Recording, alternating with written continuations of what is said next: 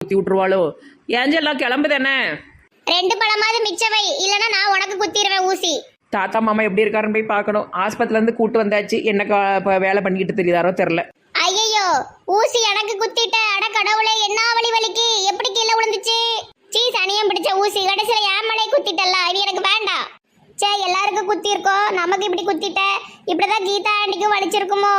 இந்த மாதிரிலாம் செய்யவே கூடாது, தப்பு. தன்வினை தன்னை ஜடம். என்ன சித்தி, டைனிங் டேபிள் எல்லாரும் உட்கார்ந்துருக்கோம், சாப்பாடு ஒன்றத்தையும் காணும். பாப்பு, நான் சமைச்சு ஏற்கனவே ஒருத்தர் சாப விளிம்பு வரைக்கும் போயிட்டாரு. மறுபடியும் நான் அதை செய்ய முடியாதலாப்பா. இன்னைக்கு ஏதாவது ஒரு முடிவு பண்ணியே ஆகணும். வீட்டுல மொத்தம் 5 பேர் இருக்கோம். 5 பேருக்கும் சாப்பாடுக்கு என்ன செய்ய? கடையில வாங்கி வாங்கி தங்க முடியாதுல.